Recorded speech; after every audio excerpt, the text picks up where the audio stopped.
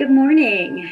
It is episode 6 of Heartbreak and Hope, where we share the things that are breaking our hearts this week and the things that are giving us hope. And we hope that you will hope, hope, hope, hope. Can I say hope one more time? Uh, I hope so.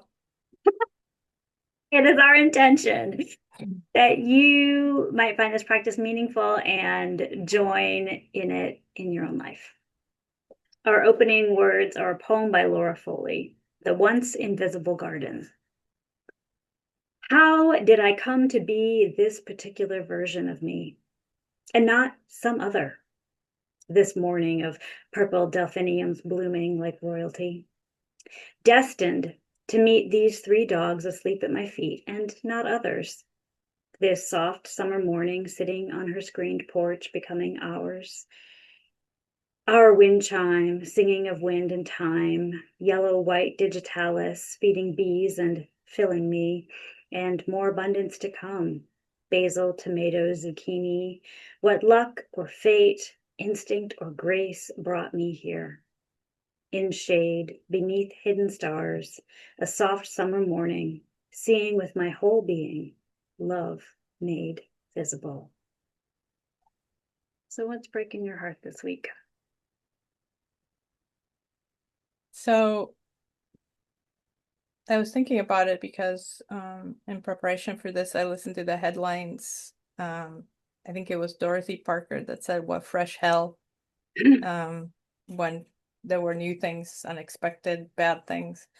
Um, and the thing that kept popping up for me is not just a thing in the news, but it's the utter disregard for like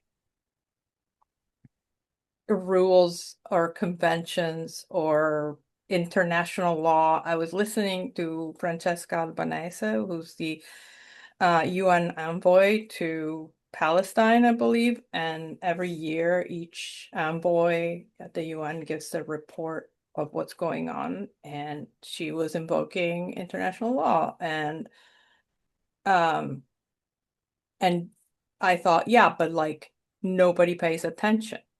Mm, That was my knee-jerk reaction, and that made me sad. Like that I found that heartbreaking in myself because it's like the mistrust of any kind of institution is kind of complete. There is no one going to The Hague. There is no anything. And I admire people that continue in the face of this, that continue to record and speak out for the voiceless. But the fact that my reaction was like, eh, nothing gonna happen. That's the thing that's breaking my heart. Yeah.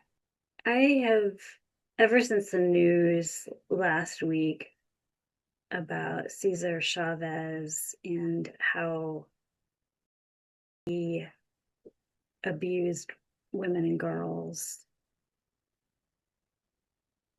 have been sitting with what feels like a pretty complex grief, right? There's kind of 2 parts to it. Mhm. Um, just real sadness and disappointment that somebody who was such a role model and a hero to so many, and who really stood up for the rights of others, didn't understand his actions to exist within the same context of liberation for all. And so it feels like losing a hero. Um, and and then the additional layer of, quite frankly, anger that people responded so quickly to taking his name off things, covering up his statues, to denouncing him, publicly denouncing him and his actions, and can't do the same about Epstein. Mhm. Right.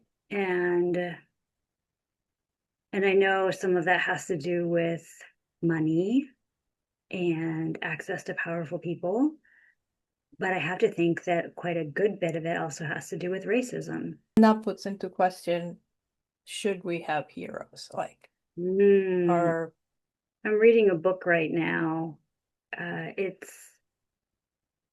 It's fiction, but it is about the nominally about the creation of a nation's foundation myth hmm, and one particular hero, kind of an Arthurian kind of tale, uh, and how the reality of the hero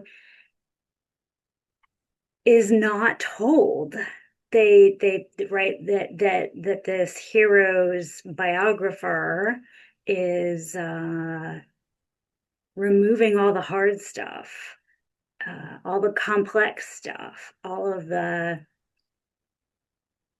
less than heroic stuff, uh, and so what you get is a not only a sanitized version of this person, but a fake version of this person. mhm. I think one of the things that's also hard, both with Epstein and with Chavez, is that these are both people who have died. And so the possibility of holding someone accountable and that person acknowledging harm and working to repair harm is not possible. Yeah. Um, and I think we can do better as a society to offer people opportunities for accountability and repair. Yeah. And yeah, absolutely. Hmm. It's not the worst thing you've ever done. No. So, where are you finding hope right now? Well, so couple of places. First of all, again, today I decided that hope and joy go together. So where do I find joy?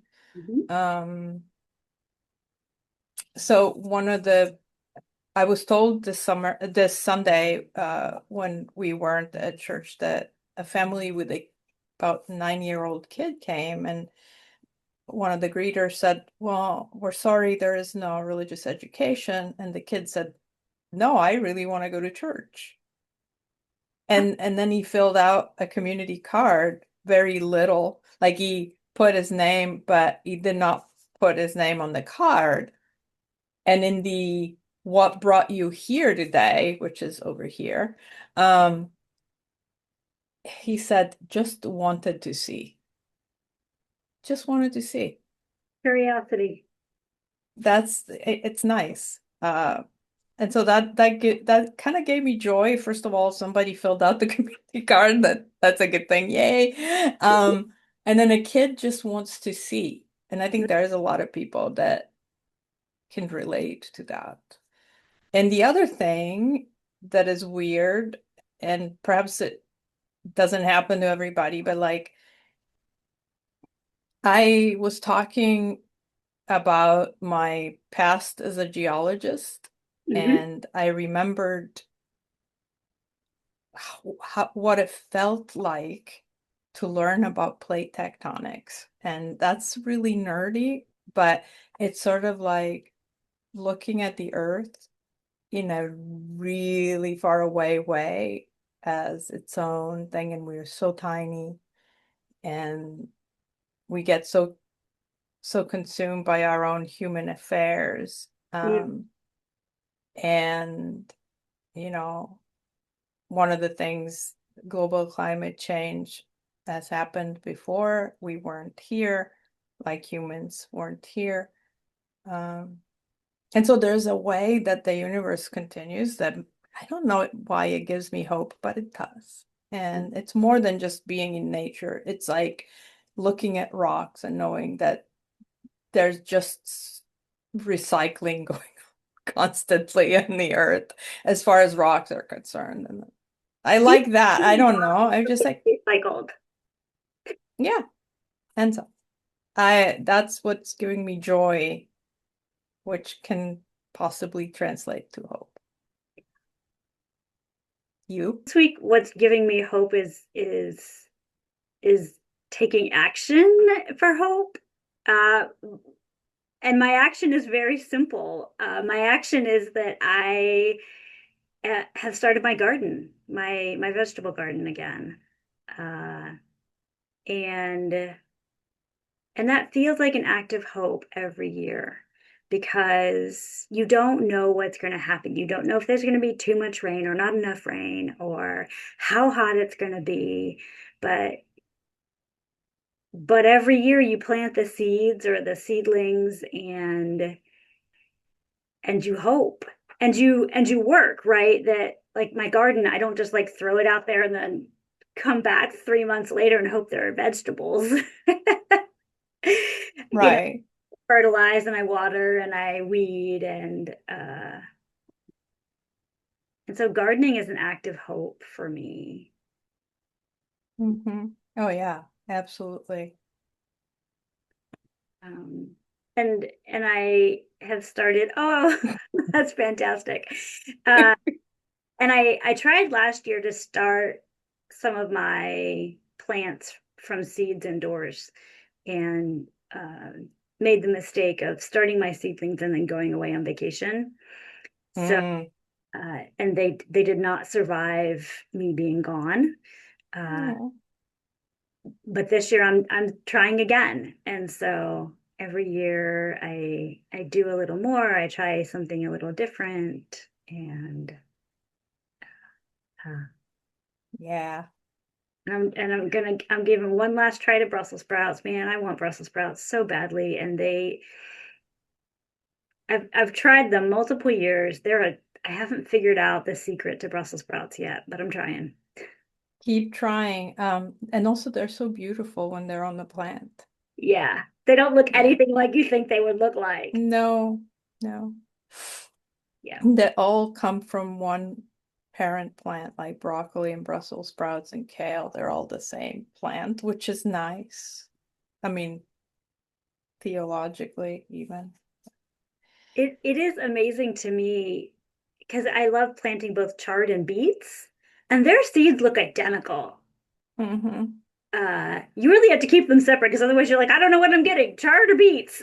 And additionally, you can cook and eat beet tops just the way you eat chard. Yes, and they're delicious. They are. They Yeah. I don't garden. I just am a garden enjoyer. But yeah. Uh, yeah. I look forward to, the flowers. We already have daffodils. Mhm. Yeah, those are beautiful things to look forward to. Okay. Closing words for us. I have some closing words. This are words by the Reverend Mitra Renema for the Persian New Year, which is celebrated on the vernal equinox and has been celebrated for 3,000 years. And this year, um, they celebrate the year 1405 during war. And this is the blessing. For an ancient people who have fought, died, and fled, I offer each a hyacinth to mark your place in this world. For those who have never known a homeland, yet carry the scent of saffron and mint in your bones, I offer sweet samanu to nourish your hope. For those who agreed and those who did not, I offer a mirror because you remind us to look beyond the surface of things.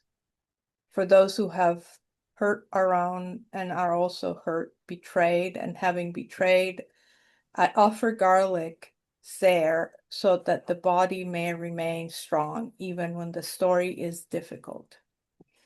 For those who time and again cared for, protected, and loved the traditions, I offer Tokme Morg Rangi, beautiful colored eggs, for you have shaped the birthing of the future. For those who can't remember the traditions, is it 2 kisses or 3? Who feel uncertain of identity, I offer Mai Girmez, goldfish, to honor life and motion. For those who generation after generation have fought to protect our dignity, I offer Sirke, vinegar, to bless your endurance. For those who love God, people, earth, and spirit, I offer a luscious date, Sanjed, to honor your passion for life. For those who seek right relationship with ancestors, community, earth, and self, I offer an apple, Seb, to honor the beauty and health of the Garden of Eden. For those who are playful and witty, who get into good trouble and bring meaning to life, I offer a sprinkle of sumac, for you are the flavor of life. For the culture of generosity that binds us to one another, I offer sake for prosperity and shared fortune. For those who modernize tradition by reshaping it, I offer sabse, breathing green sprouts, to awaken that creative rebirth. For those who wish to preserve what was and those who long to transform it, I offer a word of wisdom from Hafez to honor the sacred tension you hold. For those who have believed in lies told to us and those who have witnessed evil and no longer believe at all, I light a candle so you may be filled with the power of an earthly fire. For those who are now running from bombs, uncovering your hair, dancing at funeral, and waiting, waiting, waiting, and waiting, I offer you love. No, no roots, Mubarak. Rose Mubarak. Thank you.